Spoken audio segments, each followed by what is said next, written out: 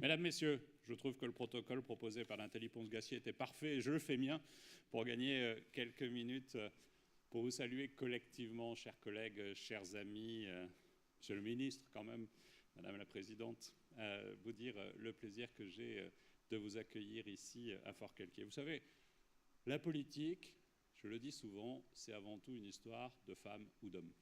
Nous sommes des femmes ou des hommes. Dans nos parcours, il nous arrive de faire des choses différentes, des choses exceptionnelles, ce que peut vivre un ministre porte-parole du gouvernement. Mais au fond, nous ne devons jamais négliger ce que nous sommes, des femmes et des hommes. Il y a quelques minutes, cette journée a commencé par cet hommage à Robert de Caumont. Je suis rentré en politique, il y a quelques années, par et pour Michel Rocard. Avant même de rentrer dans un parti politique, parce que je croyais que cet homme portait une vision du monde dans laquelle le jeune militant, pas encore militant, le jeune homme que j'étais pouvait se retrouver. À l'époque, Michel Rocard, quand je suis devenu jeune rocardien, président des clubs forums, qui étaient les jeunes rocardiens, nous saoulait avec deux sujets permanents. La BOP, la bataille pour l'organisation pour la planète. En gros, à l'époque, on n'avait pas encore inventé le mot mondialisation. Et Michel Rocard était le premier homme qui nous disait de façon constante, vous les jeunes qui voulez vous engager, ne négligez jamais ce monde qui va se transformer en profondeur et ça aura des conséquences partout, y compris chez vous, chez toi à Manosque, à Forcalquier, dans la vallée de l'Ubaye, partout, ça aura des conséquences et ça bouleversera notre économie et notre façon d'être. Il était le seul à dire cela. Et puis il nous saoulait aussi avec un sujet qui n'était pas du tout à la mode, pas du tout d'actualité, le développement durable, la transition énergétique. À l'époque, c'était au début des années 80, ça ne me rajeunit pas, mais c'était à ce moment-là un sujet dont on ne parlait pas. Aucun ministère du développement durable n'existait, ça n'était pas un sujet. Et dans ce combat de jeunes rocardiens, j'ai côtoyé cet homme, Robert de Caumont, avec son énergie, avec sa fougue, avec sa volonté, avec sa gouaille, avec cette capacité qu'il avait à ne jamais rien lâcher, jamais. Ceux qui l'ont connu ces derniers temps se souviennent, il arrivait un peu penché, un peu bancal, comme un homme âgé qui avait le poids de son engagement sur les épaules, et son gros cartable en cuir qui avait fait le Tour de France des dizaines, des centaines de fois. Et toujours avec cette énergie, toujours avec cette volonté. Et quand on le voyait arriver, on savait ce qu'il était. Et on lui pardonnait d'être quelquefois un tout petit peu bavard, d'être quelquefois un peu long, d'être quelquefois dans cette passion envahissante. Mais au fond, c'est ça, un parcours d'homme, un parcours de femme, un parcours qui fait ce que nous sommes. Et évidemment, ici, en vous accueillant à Forcalquier, je pense à cela. Je pense à mon premier combat politique, avec un mauvais clin d'œil sur les médias qui ont retrouvé des images de 2000 pendant que je faisais la campagne des municipales ici et qui l'ont balancé sur tous les réseaux sociaux la semaine dernière. Mais ça, c'est le charme aussi des fonctions que j'occupe aujourd'hui. Mais je pense aussi à cette dimension de ce que nous sommes à l'instant présent. Et hasard de calendrier, au moment de dire mes propos, nous accueillons Julien de Normandie. Voilà un jeune homme par rapport à Robert de Caumont. Mais voilà quelqu'un avec qui j'ai des liens personnels extrêmement forts. Parce qu'à un moment donné d'une vie, on s'est retrouvés, on était quoi, 4, 5, 6, à se dire qu'on pouvait peut-être tenter de porter un combat politique différemment. On ne se connaissait pas et on a passé des heures, des jours, des mois ensemble. Et je peux vous dire qu'il y a quelques semaines encore, il y a quelques mois, ni l'un ni l'autre ne pensions une seconde qu'on puisse se retrouver ici à Forcalquier en se disant « Bonjour, Monsieur le Ministre ». Mon cher Julien, c'est un immense plaisir personnel que j'ai de t'accueillir ici. Mesdames, oui, on peut.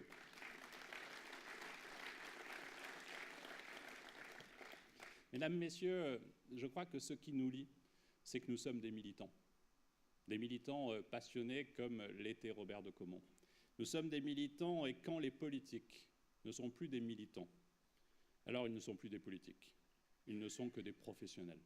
Et au fond, ils perdent cette énergie, cette force, cette puissance qu'il nous faut conquérir à chaque fois, à chaque instant, dans nos combats, dans nos zones de montagne. Ce n'est pas simple. Nous sommes différents, évidemment nous sommes différents. Nos villes et de montagne sont diverses. Elles vont du Massif central au Massif des Vosges, des Pyrénées du Jura, des Alpes françaises à la Corse. Bon, avec cette particularité pour la Corse qu'en plus ils ont décidé de planter la montagne autour de la mer. Ça, c'est un peu particulier, mais ça donne quand même un charme et une puissance qu'on retrouve pas forcément dans notre massif alpin. Mais il y a aussi cette diversité dans nos parcours, dans ce que nous sommes, dans nos couleurs politiques, dans ce que vous représentez, et nous illustrons, vous illustrez fort bien cette diversité. Mais pourquoi? Pourquoi sommes-nous ici? Parce qu'il y a tant de choses qui nous lient, tant de choses qui font ce que nous sommes et ce que nos territoires sont. Il y a la gestion des saisons, si particulière lorsqu'on est élu en montagne, en termes d'affluence touristique ou encore d'accessibilité des lieux. Tout s'accorde à ce que nous sachions faire et construire, malgré les contraintes qui nous sont propres, une politique différente. Rien n'est simple en montagne, qu'il s'agisse de l'organisation des secours. Dans la vallée de l'Ubaye, la caserne de pompiers se retrouve en responsabilité d'un territoire absolument immense. Et en parallèle, malgré un taux de volontariat exceptionnel, on sait les difficultés qu'on a effectivement à trouver du travail sur place et donc à mobiliser les volontaires. C'est pareil pour nos forces de sécurité. C'est pareil au fond sur la totalité des services auxquels nous sommes confrontés, la santé, le développement économique, les livraisons pour nos entreprises. Amener un camion dans nos zones de montagne pour une entreprise qui veut développer la filière bois, c'est beaucoup plus difficile qu'ailleurs.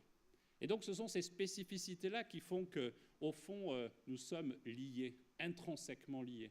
Et que la force de l'Association nationale des élus de la montagne, et je l'ai dit hier, c'est que cette puissance-là dépasse tout clivage politique et dépasse toute nécessité, tout jeu, toute ambition personnelle pour chacun et fait en sorte qu'on peut se rassembler sur ces grands combats.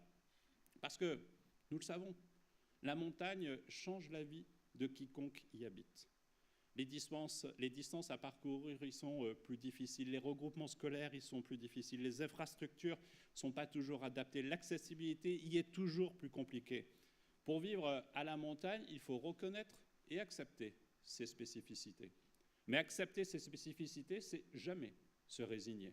Jamais se résigner à ne pas avoir accès à la téléphonie mobile, à Internet, au débit, voire même au téléphone tout simplement. Ce n'est pas se résigner à ne pas avoir l'accès aux chaînes télé et avoir comme seule solution des satellites qui quelquefois peuvent être défaillants selon là où nous sommes. Nous savons ces difficultés. Il faut reconnaître ces spécificités. Il faut évidemment que l'État les entende, accompagne. Il faut évidemment que les départements mènent des politiques adaptées. Il faut évidemment que les régions sachent aussi répondre à cela. Dans notre région Provence-Alpes-Côte d'Azur, 15% de la population habite sur 80% du territoire. C'est ça la réalité. Est-ce qu'on doit raisonner en territoire ou seulement en population? C'est souvent ce que nous ont dit les opérateurs téléphoniques d'ailleurs, qu'il fallait raisonner avant tout en population. Mais non, il y a des femmes et des hommes qui, par choix, mais aussi par contrainte, mais aussi par militantisme, celui dont je parlais tout à l'heure, décident de rester et de vivre à la montagne. Et nous savons au gouvernement ces difficultés auxquelles vous êtes, nous sommes confrontés. Je le sais, parce que je les ai vécues, je le sais parce que Jacqueline Gouraud, qui était hier avec vous, les a vécues aussi.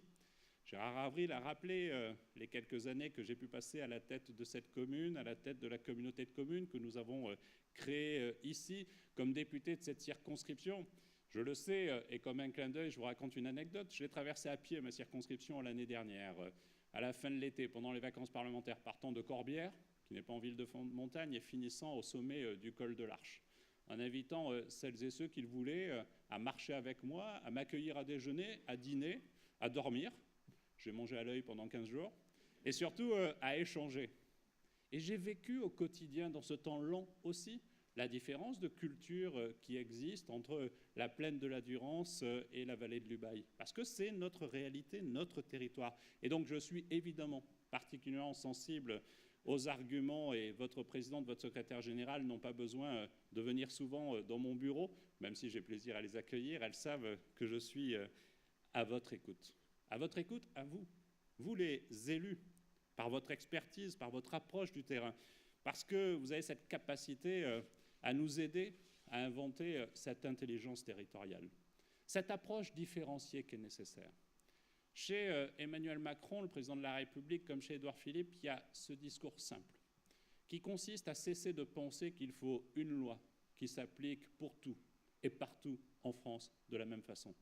Nous devons inventer des approches différenciées parce qu'effectivement, rien ne peut se faire de Paris pour s'appliquer partout de la même façon. L'intelligence territoriale est un pari que nous devons faire de façon constante, permanente, parce que c'est là où on invente, c'est là où on crée.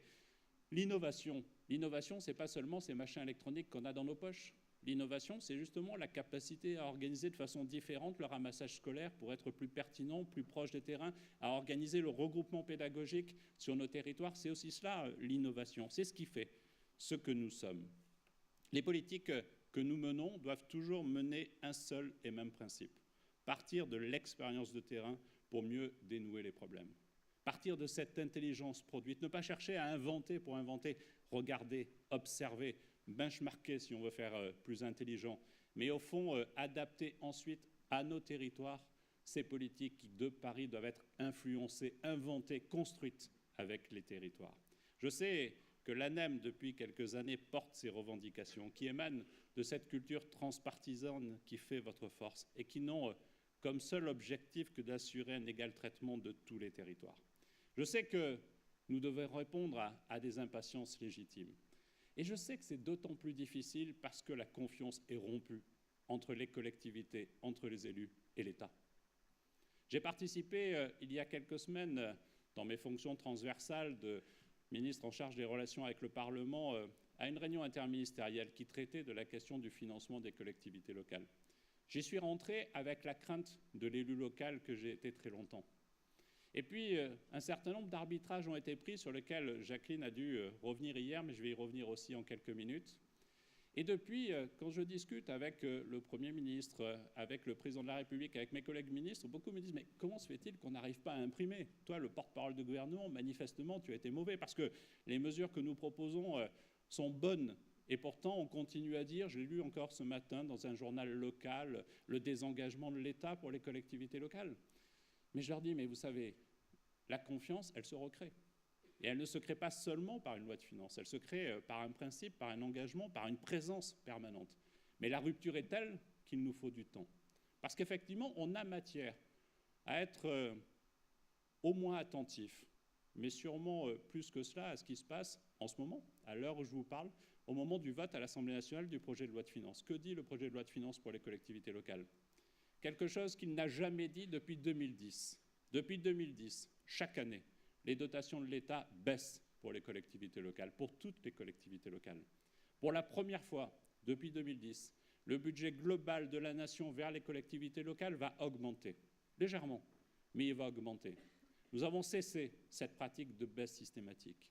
Et il y a eu un choix majeur fait par le gouvernement d'Édouard Philippe, celui de cibler l'effort de moindre augmentation de la dépense publique, celui de cibler l'effort sur les 319 plus grandes collectivités locales de France. Je suis sûr que vous ne prendrez pas ombrage si je vous disais que vous n'êtes pas les représentants des 319 plus grandes communes de France.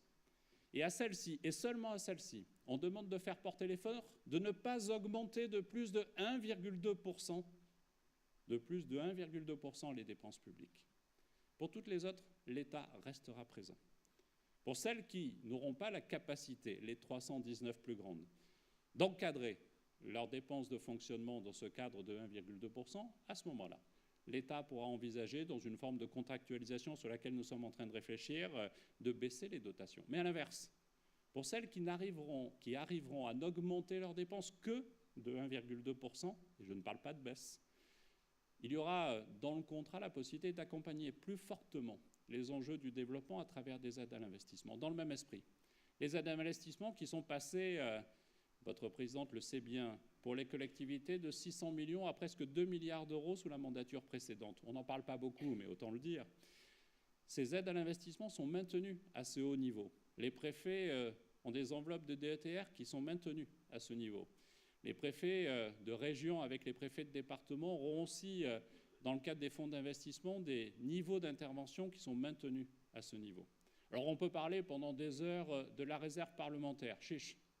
Dans un département comme le nôtre, la réserve parlementaire pour les 2 députés, c'était 230 000 euros. Monsieur le préfet des Alpes-de-France, l'année dernière, vous avez accordé à ce département 8,5 millions d'euros.